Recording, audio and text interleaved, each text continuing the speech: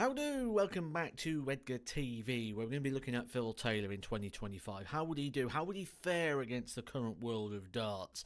And sort of have a look through some stats, some numbers, a bit of data, see what we can find to see if Phil Taylor would still be as good as he was. Now, I find it ludicrous as someone who grew up watching Phil Taylor, knowing how good he was to even be having this conversation. But I also understand there's a lot of new fans to darts, there's a lot of sort of perceptions, recency bias, things like that that can come into play, and we're going to see if that is real or if Phil Taylor would absolutely cut it in the modern day.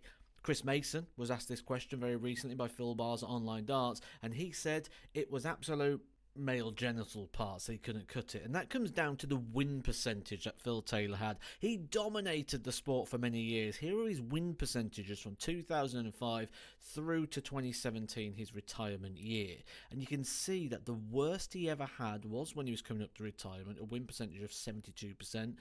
Incredible sort of numbers. Now, when we look at some of these numbers, let's take a look at 2009, where you see 94.95%. You said, well, maybe he didn't play as many games. That year, he played 198 games, winning 188 matches, only losing 10 in an entire calendar year. Now, when we compare, obviously there's more data to go on nowadays with the modern players in regards to the playing more matches, but again, when we're looking at these sort of stats, Luke Littler's in the red, Luke Humphries in the white. You can see Luke Humphries 2024, 72%. That was the same as Phil Taylor's worst year, and Luke Littler now running at the high 70s, but still not breaking into the 80s, and certainly nowhere near the 90s. I think them days are gone.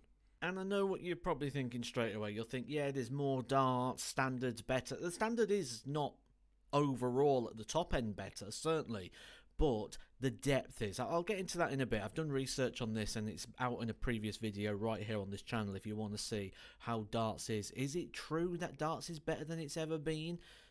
Phil Taylor, though, look at these numbers. This is the percentage of his TV games that he averaged over 100. So when you're saying, well, Phil wouldn't have managed in today's day where people are averaging over 100, for starters, people aren't averaging over 100 on a regular basis. It's just sort of a little bit more visible. There's more matches, but certainly the percentages are down. But Phil Taylor in 2008, 2009, when the boards wasn't as good as they are now, we're talking 17 years ago, when the equipment wasn't as good in regards to what's being thrown, in regards to the board, in regards to surface area, because nowadays we have a bigger treble. It's just the way things are. The wire is thinner, which makes the treble bigger.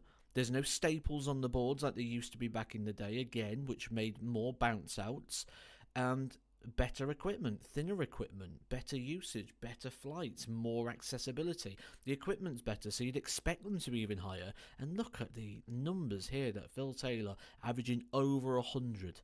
70% seems to be the more profitable number. Now, what that did for him is it allowed him to get about 224 titles, 87 major titles.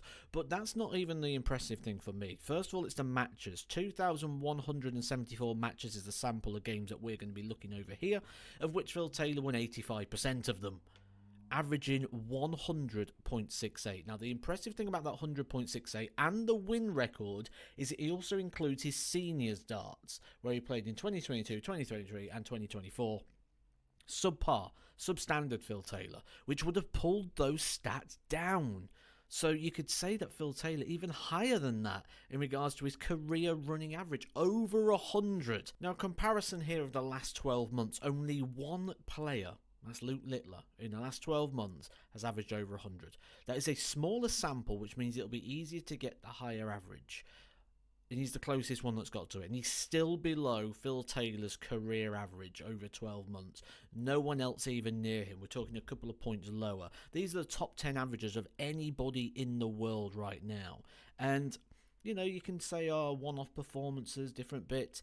The larger the sample, the deeper the pool and the better information we get. And right now it's all looking good for Phil Taylor still being top of the tree if he was in his prime in 2025.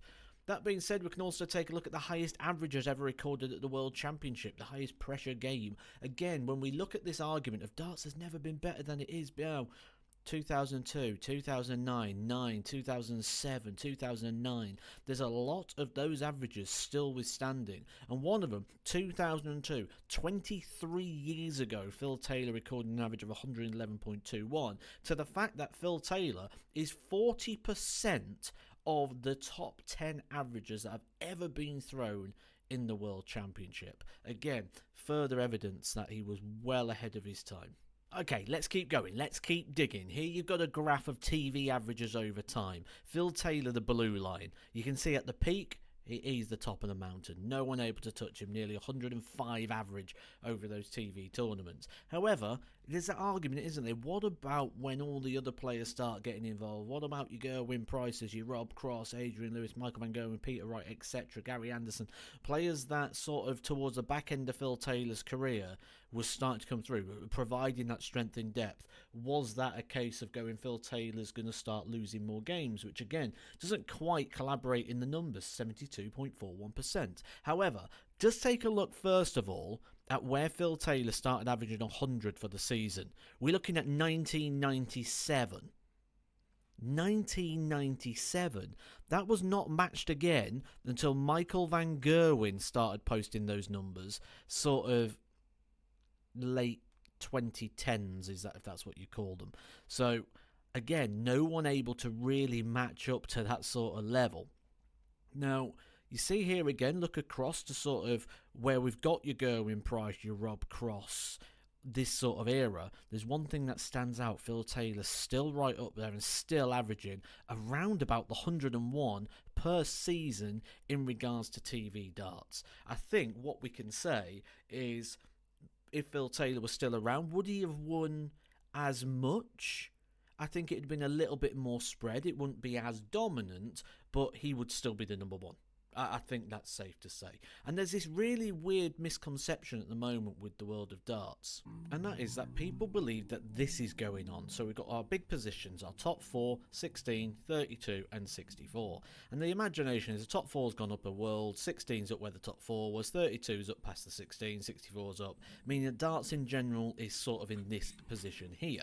However, what's happened is the top's just come down a little bit, 16's gone up a bit, 32's gone up quite a bit, and 64's gone up quite a bit, which actually means that the overall level is actually a little bit down over the overall pool, but the gap between the top and the bottom has got closer, which again makes me think that this needs to be deeper than just numbers, because if we look deeper than just numbers, Phil Taylor had that mindset, he had that drive that made him better than anybody else, and for that reason I think he would step it up another level. Think about the challenges that came to him over the years. First of all, Dennis Priestley's, the John Parts, every time someone stepped up to him, Raymond van Barneveld, Gary Anderson, he just took that as a challenge and sort of excelled once again. I think Taylor would do the same. So Taylor would be world number one for me. He'd win a lot of titles, maybe not as many as he did, would be my summary here. But I hope you have enjoyed this video. What do you think? Let me know down in the comment section. Hop a like on this one as well. And before you go, don't forget I now have a wrestling channel. So wrestling fans, go give it a watch. Similar sort of stuff I do here, just within the world of wrestling. I'll put the link down below. Catch you soon. Some more Edgar TV.